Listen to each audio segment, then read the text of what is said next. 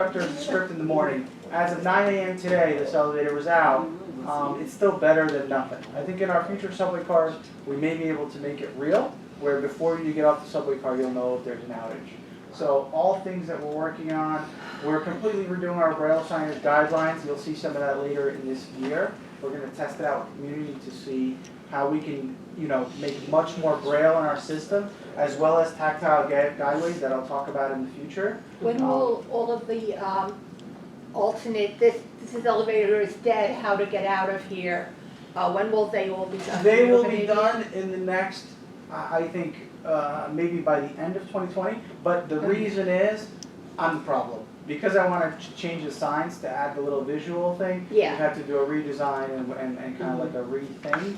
And also, we put the paper signs out at every station for 3 months while we test to see if it's a useful instruction.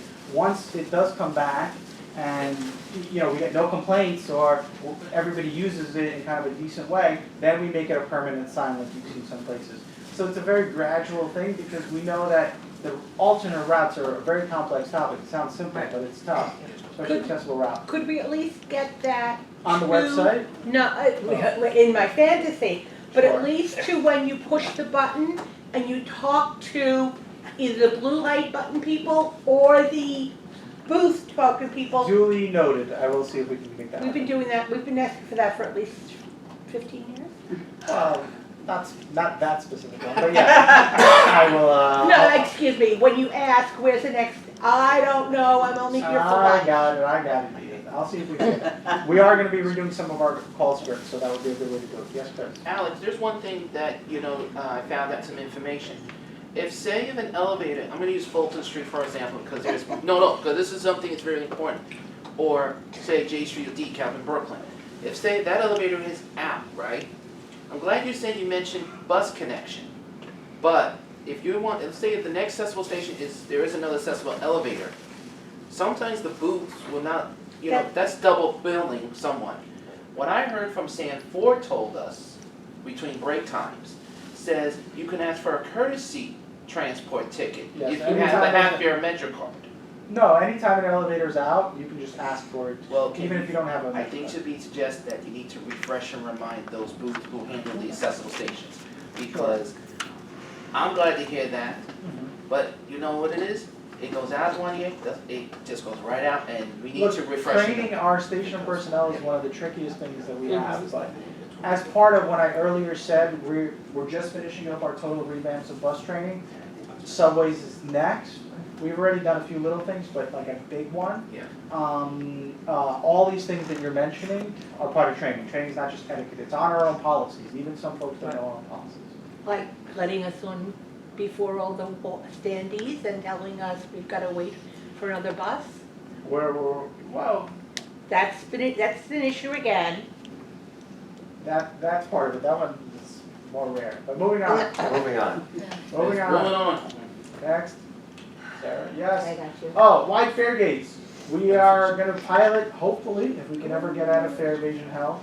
We're putting in orders for wide fare gates, and we're going to pilot some wide fare gates to see how they work and things like that. But ultimately, the fast forward goal is to have wide fare gates deployed throughout our system in 5 years. So we have to get it right. Other systems have done it. We have a very specific system. But this would ultimately be, in most places, a replacement for the service gate. There would be the saloon-style doors with the glass that you see. You touch your Omni card or whatever. You'd roll through with your wheelchair, your stroller, your luggage, whatever it is. The gate would close on you, and you'd have that much of a better experience. And they will replace AFAS gates everywhere, which I know we're all very excited about. Yeah. Or you do the limbo under the gate?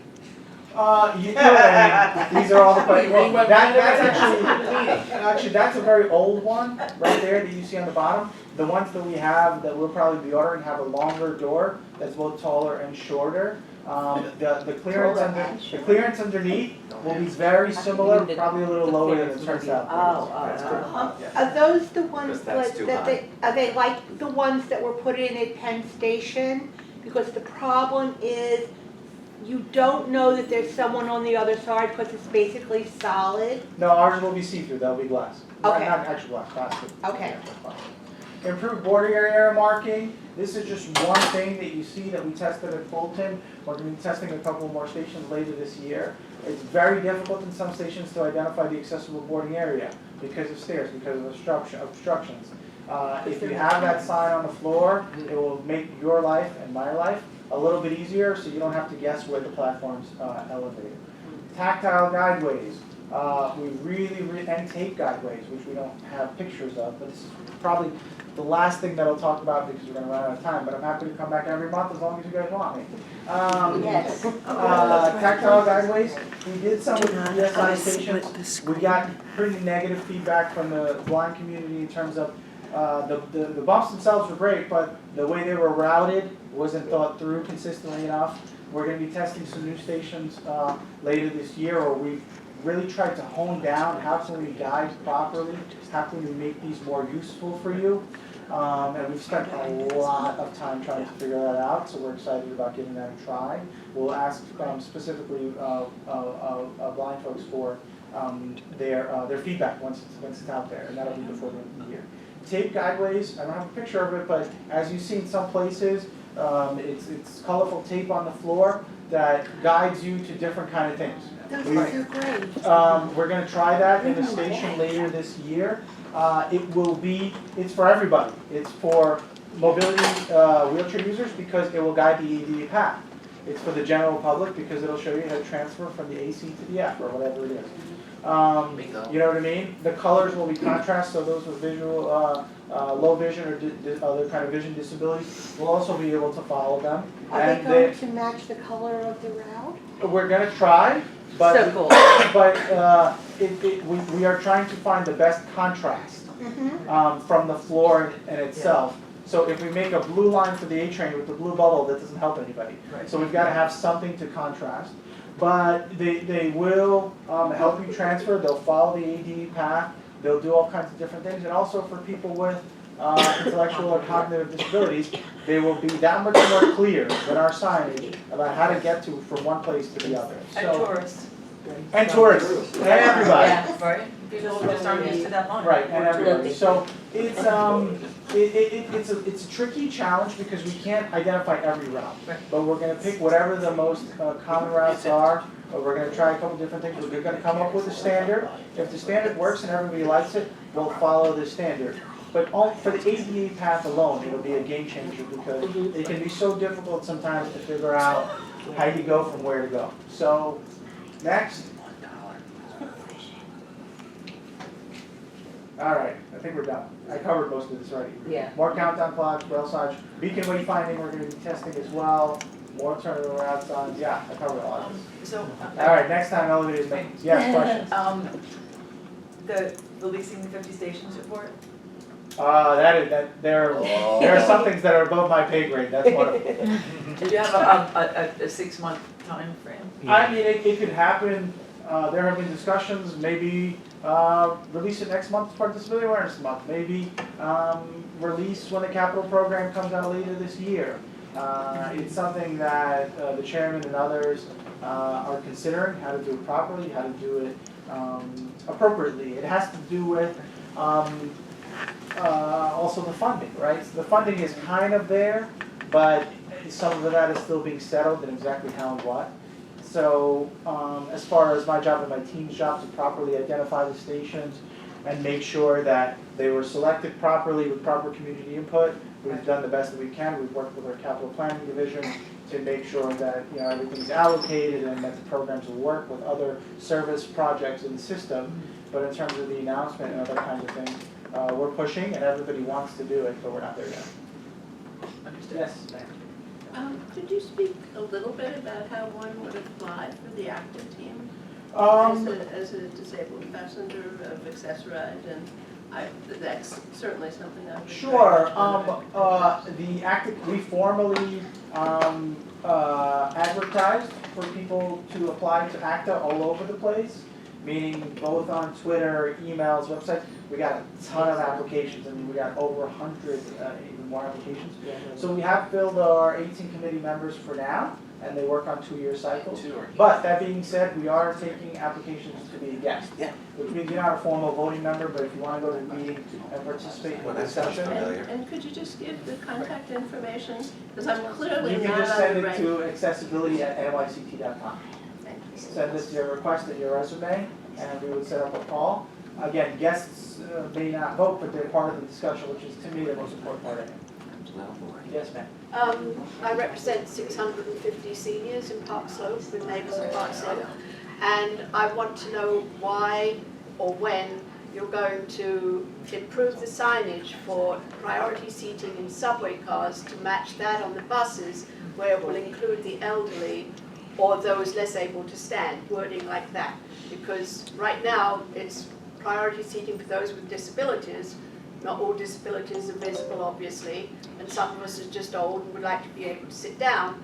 And I know some subway cars have the audio or they have the subway cards, but if I'm standing and some 20-year-old is sitting there on their laptop, I'd like to feel that I could point to that and say, excuse me, may I sit down, please, because this is for the elderly. We've had endless discussions on this topic. Pregnant women are similarly situated, but parents with children are more similarly situated because the FTA considers something's priority and something's not. We as an agency can't add additional categories just because we feel like it.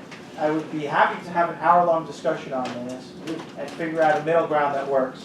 But the ultimate middle ground is what's priority seating should be priority seating, what's courtesy seating should be priority Courtesy seating. seat would be fine. Right, but it's different, yet we are looking into implementing, hopefully, something that there can be some consensus around, a courtesy seating type of signage thing for subways. Please keep your seat to the elderly or disabled. Yeah, potentially would also have lap parents, children. Have it on the buses. Okay, define yourself as being disabled, because you are being disabled for whatever reason, and then tell people to move. And may I ask one more question, please? Yes. Our subway station had, the transit center recommended it to be on the next 50 to have an elevator, and Brad Lander, our councilman, allocated $500,000 like as an initial start-off thing. We have 70 steps coming up from our subway platform. I want to ask the politically incorrect question: if it was determined that an elevator won't work there for various reasons, do escalators ever get put in? Can they go in where there's not quite room for an elevator, but you could put in an escalator? Or if you can't have you're one, talking you about can never 7th have the Avenue? other? I am. 7th Avenue has a very high likelihood of being included in the next 50 stations. But, if that makes you feel any better. But escalators are put in very, very specific instances. There has to be a certain height that the stairs cover, and if that goes beyond several hundred feet or whatever it's called, an escalator is called for. If it's within the tolerance, then staircases are needed. The reason is escalators don't really give you the capacity when people are flowing through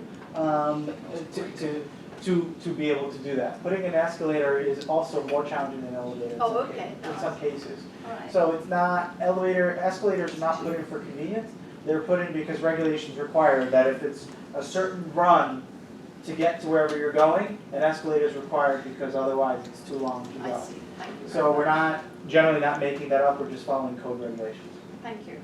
But I think you'll be fine with 7th Avenue. How many years? Before you get it, How many years? Yeah. ask me an easier In question. Alex's I'm lifetime, not getting any younger. I hear you. Right But down, a groan was uttered then.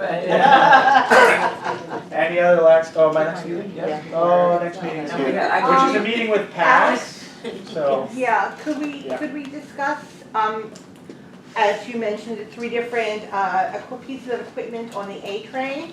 It's interesting, from stop to stop, the capacity of the PA system in a single car changes dramatically.